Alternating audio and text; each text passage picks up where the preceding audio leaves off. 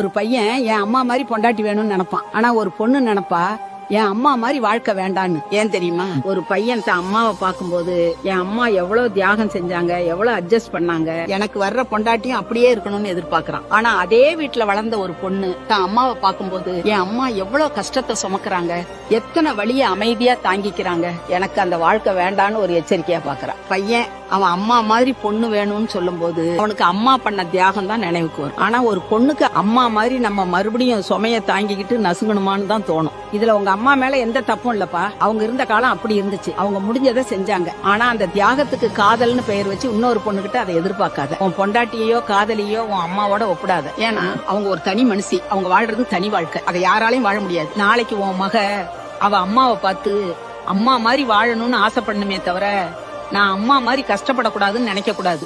ஏன்னா மாற்றம் வெளியிருந்து வராது கண்ணு. குடும்பம் மாறணும்னா அது நீதான் ஆரம்பிக்கணும். புரிஞ்சிருக்கும்னு நினைக்கிறேன்.